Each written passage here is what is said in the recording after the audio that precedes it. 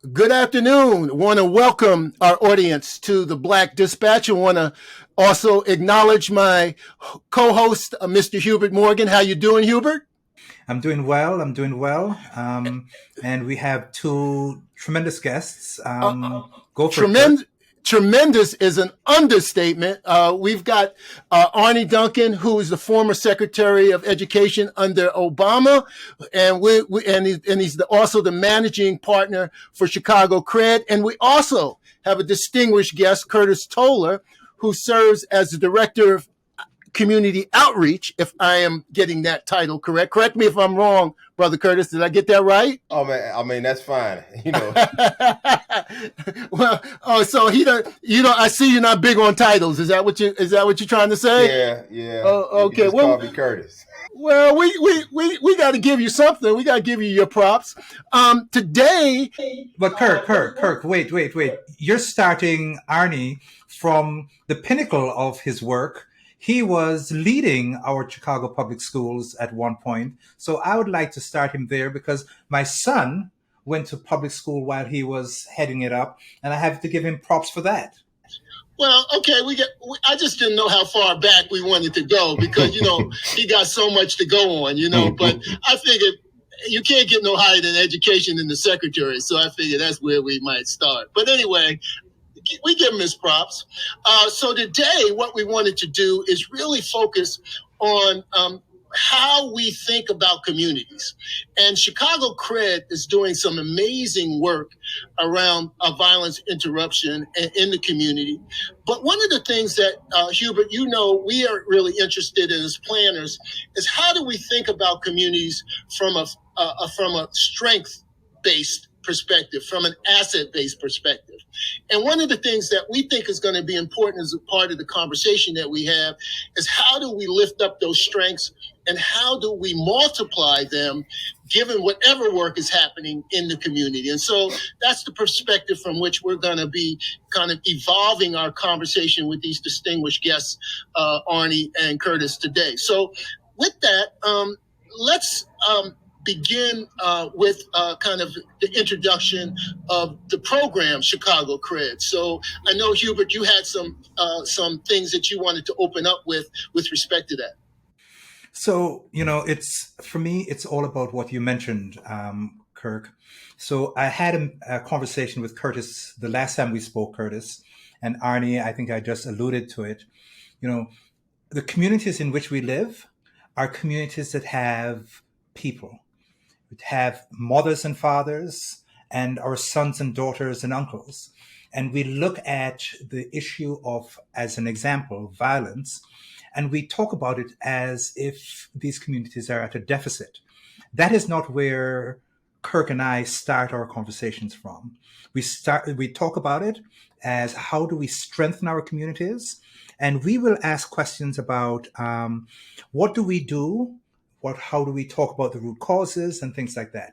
So, Kirk, go ahead because we were going to ask about the community. Yeah, so let's start here. I'd like, before we get into that, I'd like to give the audience a little bit of insight from Arnie's perspective and Curtis' perspective about the work of Chicago CRED, and maybe offering up what you think are the critical elements of that work so that we can then maybe go deeper into the discussions about how it intersects with community. So Arne or Curtis, either one, would love to hear from you about the ways in which you see Chicago CRED's elements, if you will, in the context of the work that you're doing. Kurt, you start, and I'll follow your lead. I think the both of you hit it right on the head, right? Just not going into the communities and telling them what we think that they should have, but really, asking those community members and the stakeholders in the communities how we can make them better as it relates to violence and violence prevention, and also building stronger communities, whether that's better schooling, better housing, better ability to access healthcare. I mean, I think here at CRED, we do a all around, a wraparound approach at really getting those stakeholders, and what I mean by stakeholders is those who are in the communities, a chance to really have their input as to how we can strengthen them and to make them better. And Arnie's always saying it, that the only way that we can get better as it relates to violence and violence prevention is working directly with those who are affected the most by it, asking them what they want and how we can help them to achieve those goals, to become better, to really, have a safer Chicago. And I think that's something that we're all striving for. So Arnie, let me thank you, Curtis. Let me ask you this question. And we were doing a little bit as we were getting prepared for our discussion today. We were doing a little discussion, and so I think I'm prepping you. I have prepped you for this question, and that is, as Secretary of Education, you had the opportunity to have a kind of a broad lens on what was transpiring across communities, both in the educational system and how the educational system interacted with community experiences and the like. And I'm wondering, how does that inform the elements that you work on at CRED, and what are some of the immediate learnings that might be lifted up? And the reason I ask this question now is because I think when you come to that experience, you don't come to it kind of as a blank slate. You obviously have ways in which you think about the work. So, and I'm sure it has infused itself into CRED. So I'm just wondering, as we ask about the work of CRED, how that kind of is reflected from your perspective. These two things are closely connected. And both my parents were educators, so I grew up in a household full of books and followed in my parents' footsteps. My dad worked at the University of Chicago. My mother ran an inner city tutoring program, and obviously worked in education most of my life.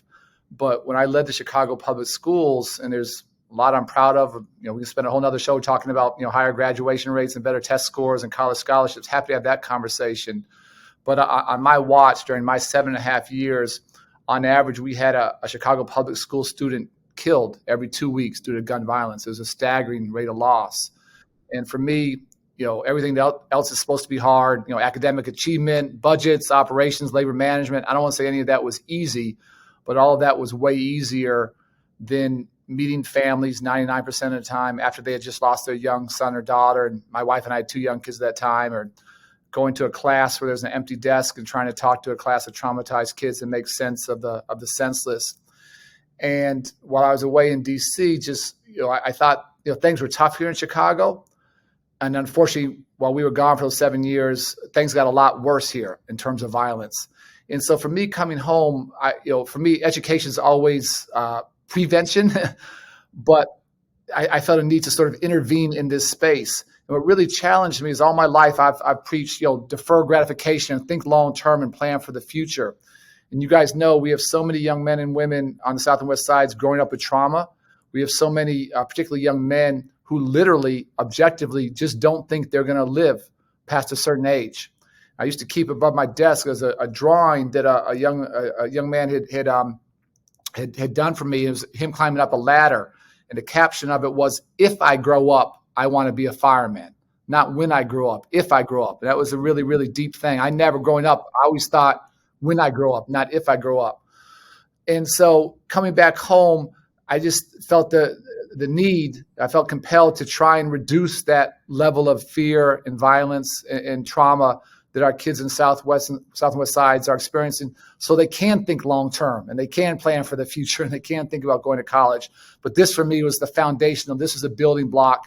And without this, it's almost like we're speaking a different language. And to go back to your original point, it's just so critical. You talk about sort of an asset-based approach.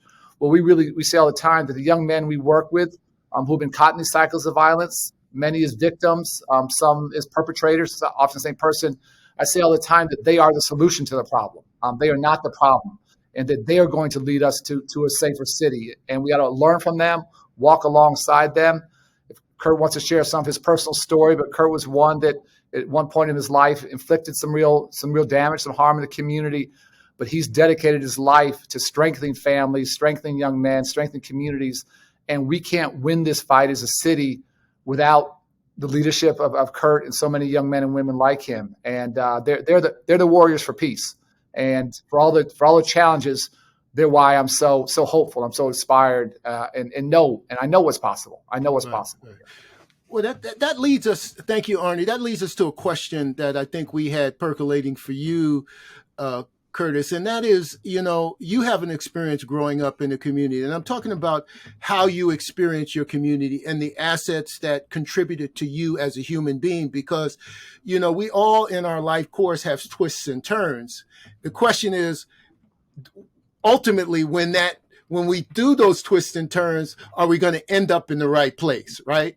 And so I want to talk about how those twists and turns, how your community kind of influence those twists and turns, and what that looks like with respect to now that work that you're doing with CRED, and how does that, just as I asked Arne about his experiences being influenced by his running the public school system in Chicago and being the Secretary of Education, it's like your community experience and your leadership experience in the community, how has that informed, right, the way in which you do your work? And you talked a little bit about that, but I want to talk about your particular life experience.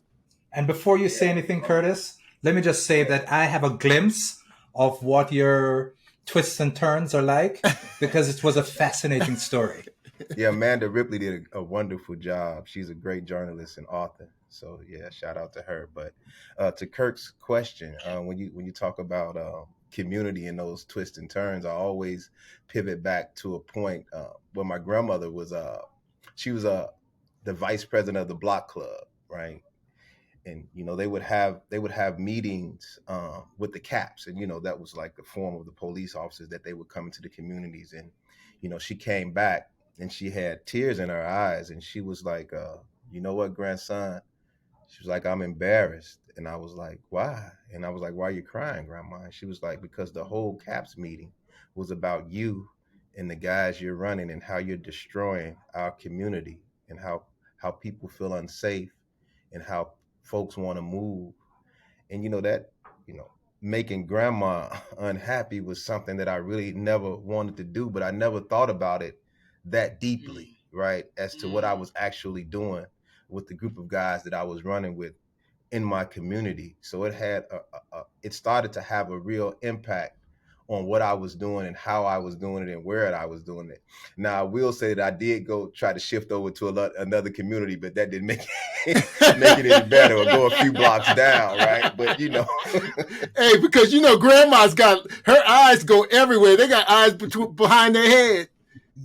Everywhere. And it's one thing that she said, is that that she was the mother of our group, right? She had an open door policy for all of us, even though that she had a kind of an idea of some of the wrongdoings that we were doing. But when I think about some of the communities that I'm entering now, we have to be able to give those grandmothers and those mothers that kind of power back again, right? It's like they don't have that anymore. And I always tell a story about how, even at the height of my positioning in the street gang in Chicago, on Mother's Day and all of that kind of stuff, or, a prayer breakfast, she made sure that I brought my guys to those events, regardless of what we were doing. It was like a mandate for us to be there.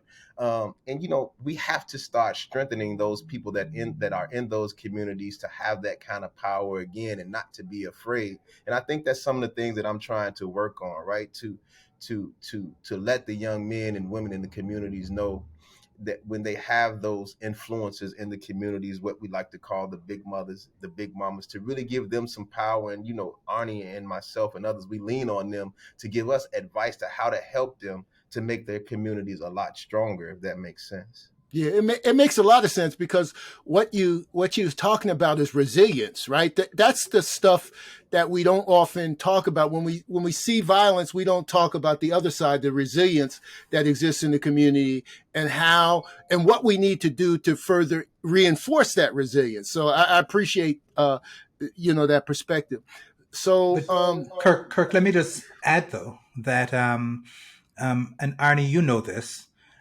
We as urban planners, and we're guilty of this, as urban planners responsible for helping to shape the outcomes of communities, we always go in, too many of us go in from a deficit model, right?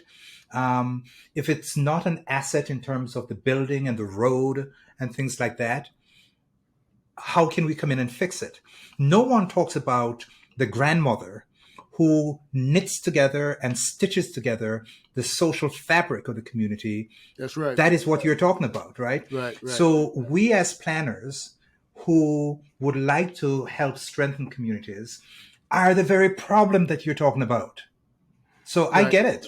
Yeah, and that's right, and I think that's part of the reason why we want to lift up these conversations, because we recognize that so many of the systems which are claiming to support communities aren't doing that, and so we want to advance a different kind of conversation. And with that said, I want to go to something that is emerging from the book, Curtis, and your commentary, specifically emerging from the book related to root causes of community stress and trauma. And I think you had some really interesting perspectives and insights on that. And I want to talk about that. And then I want Arne to reflect on that from his institutional perch experience. But I want you to talk about it from kind of your experience in terms of this. What is the root cause, if you will? There's so many different root causes, and I think you have to try to separate it. First, there's personal root causes, right? Which is things that happen to you on a personal level. And then you have those systemic root causes, right? And then when you combine both of them together, that's a cocktail for destruction. Right. That makes sense. Yeah. You know what I mean? We could talk. And I think that we have to have, some of those uncomfortable conversations, especially when we talk about the work that we do and the work that you guys are doing as urban planners, is that we can't push those root causes aside, right? We have to look at them. We have to face those ugly truths, and we have to do something to better them. And so again, like I say, to be able to separate them and to work on them together, the personal root causes, meaning that until I deal with what has happened to me internally, right, I can't try to change the things that's happening externally in my community, right? And I think that's something here at CRED that we try to do, and that's dealing with the root causes of trauma and the vicarious traumas that all of us have taken on with with so many things that's happening in our communities. Right. That's a really good point. And Arne, I want to extend this conversation to you because, as Curtis commented on the kind of individual and systemic root causes, we're in a country now where, we're dealing with issues of race. We're dealing with issues of economic inequality. We're dealing with issues of grievance that want to suppress kind of the historic realities of America.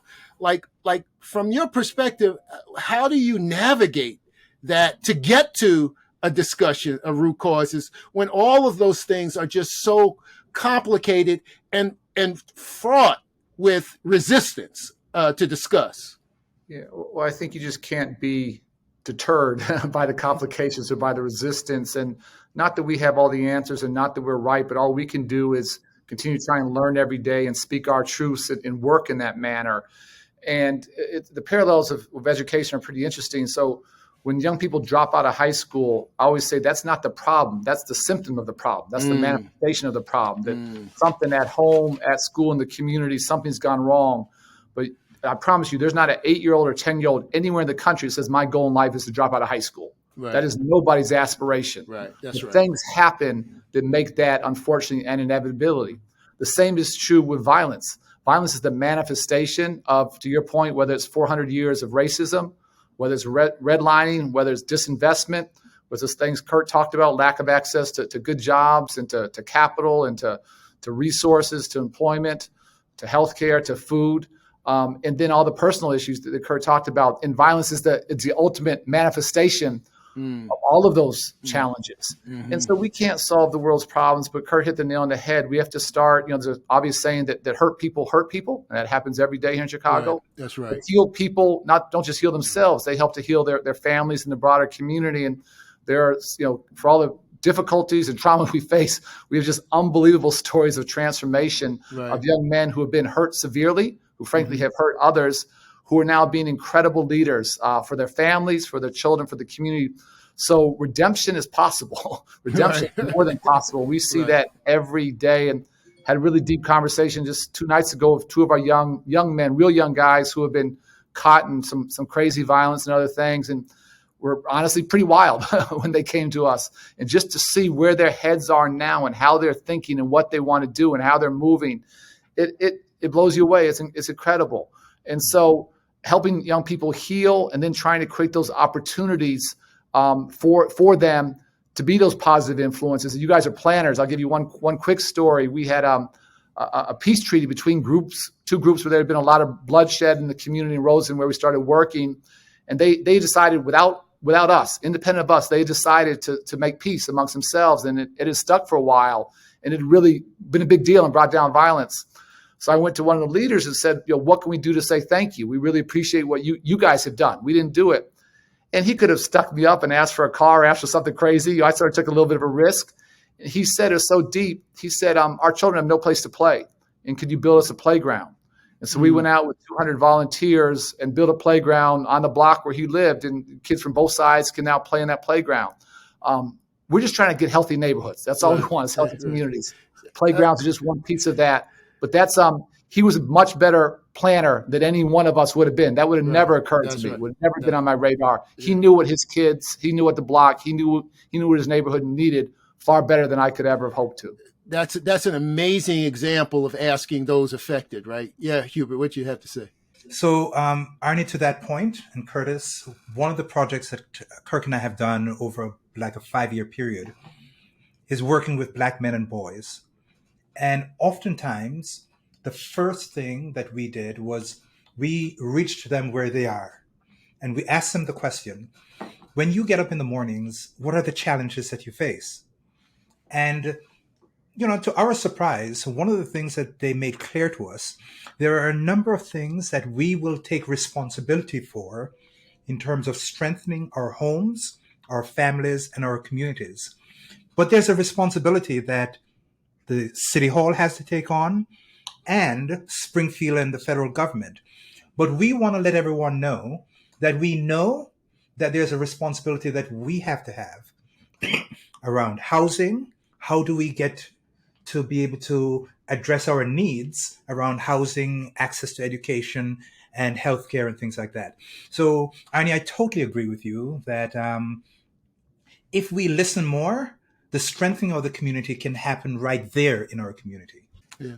And one of the things that we wanted to, as we kind of wrap up in the last 2 areas that we wanted to cover, and I know you got some time constraints, Arne, one of the things that we talked about is this issue of high conflict. And I know that issue is really embedded around the questions about how people get into those high conflict areas and how people get out. And so I guess the question I have, and Hubert, you may want to phrase this question a little differently, so please correct me if I'm wrong, is like, how do people end up getting into those high conflict areas, and how the hell do they get out, right? So you might want to ask that question a little differently, Hubert. And Curtis, I think that I might even be, in terms of quoting you, when you say, why we get trapped and how do we get out? And how you articulated that, is something that I think our viewers and our listeners need to understand, because there are all these constructs of why we get into groups, and we have these negative connotations in terms of gang structure and things like that. But those very same people get into the same construct of being in the army and are very proud of that, but look negatively about what a gang might bring in terms of the things that you never had. So in terms of why we get trapped in these kind of high conflict situations, and how do we get out of them and strengthen the communities in which we live? Yeah, and I think it goes back to something that I said earlier. First, we have to be able to deal with our interpersonal conflicts before we really are able to deal with our external conflicts with others. And how we're dealing with our interpersonal conflicts, usually is a result on how we deal with external conflicts. Right. Meaning, like, I was having a conversation with my wife the other day, and we was having a conversation, and it was a disagreement. Right.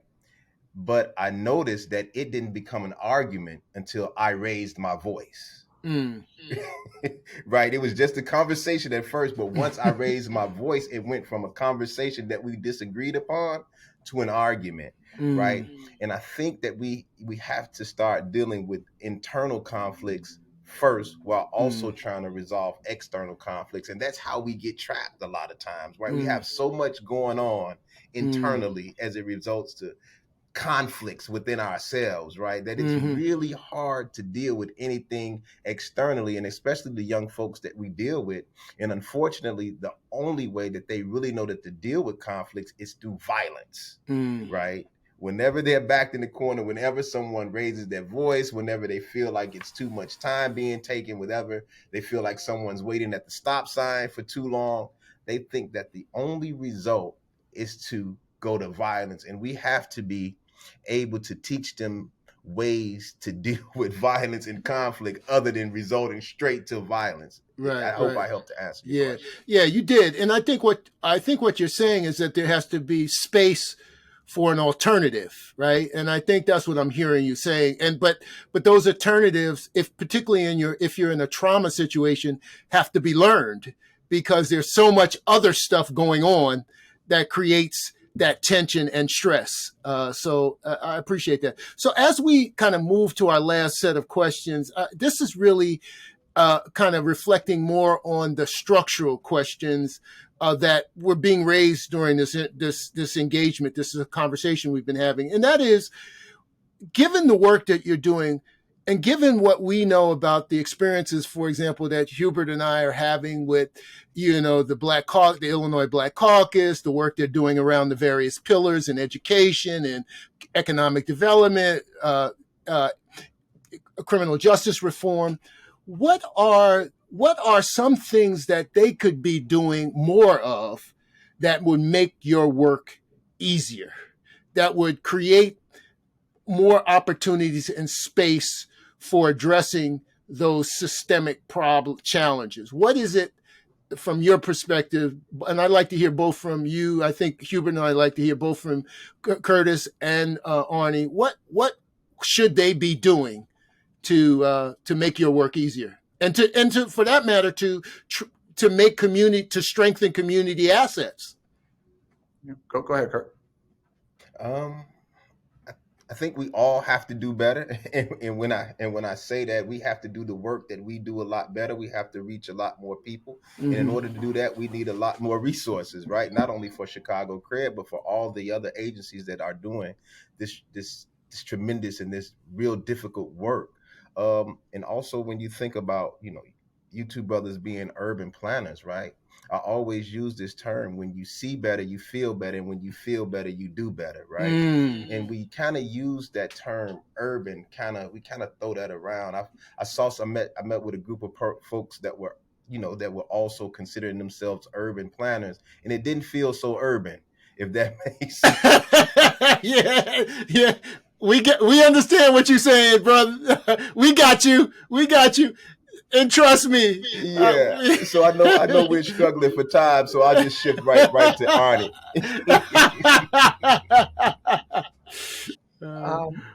A couple thoughts. And one of the communities we work in is North Lawndale on the west side. And Dr. King's obviously inspired so many of us to try and do things in our lives. But as you guys remember, I think it was 1966, Dr. King came to North Lawndale to point out what was then called slum conditions. So here we are, 50 plus years later, and many of those conditions still exist. And unfortunately, North Lawndale is one of those communities where violence is up.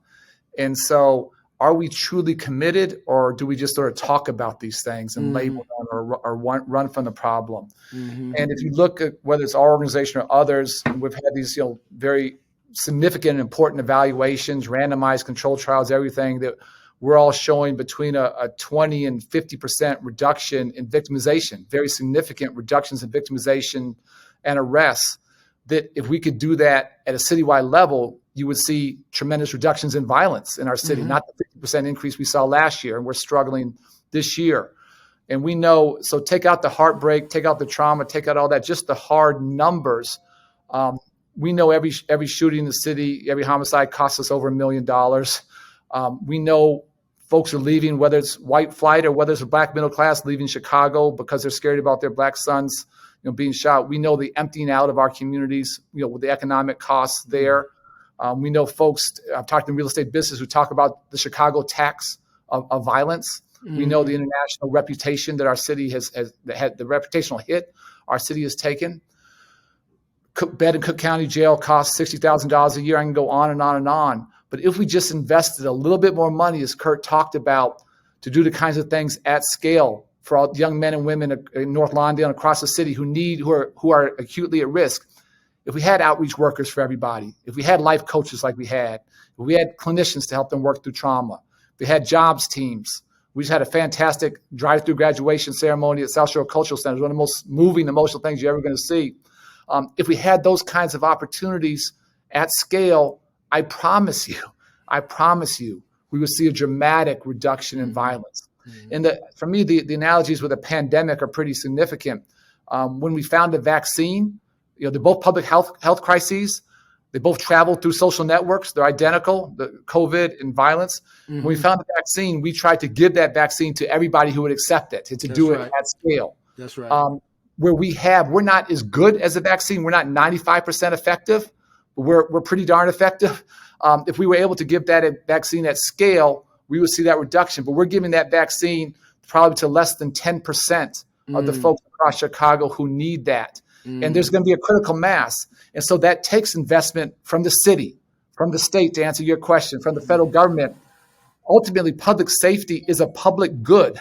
We're funding almost all of this with private dollars, with philanthropy. That's helpful, that's generous. I want to keep them at the table, but ultimately to scale and to reach the number of young men and women we need to reach, we have to have public investment. And it's a short term for a year and a half, and then we spin guys off into the legal economy, and we have people working in law firms at Deloitte and construction and culinary and healthcare and hospitality. They have lots of different interests. I could go on and on, but we got to give them that bridge from the streets and the violence that inevitably follows to mainstream society. We have to provide that bridge, and they will take it. They'll walk across it. They're looking to do that. It's not always a straight path. We have good days and setbacks and really tough days, but we have to have people, again, ultimately believe that these men and women, they're not the problem. We can't arrest our way out of this. We can't incarcerate our way out of this. Right. We have to walk alongside them, and they will lead us, but we have to give them those concrete opportunities. I can't look anyone in the eye and tell them to put down a gun and not have something for them to go do. I can't do that. Right. But if we have the kind of programming, the kind of jobs at the back end, that I'll look anyone in the eye and say, I don't know, I don't care what's going on. Give us a chance and work with us. But we've got to reach a whole lot more folks together with our nonprofit partners across the city. Well, you had a question, Hugh? So I have more of a statement to Curtis, because I'm referring to the book again. And Curtis, let me just say, I love the book because I think there are insights there. And there's a term that's used here because so often we look at those guys who are creating violence and not taking into consideration. So here's a couple terms. There are fire starters and conflict entrepreneurs. There are people who are outside of the community that start shit, and we don't give them we don't point our fingers at them at all in terms of where that is. Can you just say a word or two about that? Yeah, I mean, when you think about, when I look at some of the communities and some of the neighborhoods, well, not only that I've grown up and that I've worked in as well, starting with the Robert Taylor homes, like when you think about that magnificent stretch in the area, right, that's now torn down. When I think about Cabrini Green, another place where I lived and where I worked at, right, when I think about how those areas were presented nationwide, like whenever you thought about the worst housing projects in the country, you thought about Cabrini Green, right? But now that's some of the best land in America, right? It's right off the downtown, close to the lake. And just think if we had to gave those folks the tools and the abilities to strive in their own communities instead of displacing them, I think we would see a better Chicago right now, right? And so, I think it's incumbent on us working on the ground, and I think it's also incumbent on you, Kurt, and Hubert. Like, when we talk about urban planning and urban renewal, it can't mean moving folks out, right? That's right. Because we're doing them a disservice, and we're doing our community a disservice. That's right. That's right. And so, if they just provided like elevators in those communities, what a difference it would have made, right?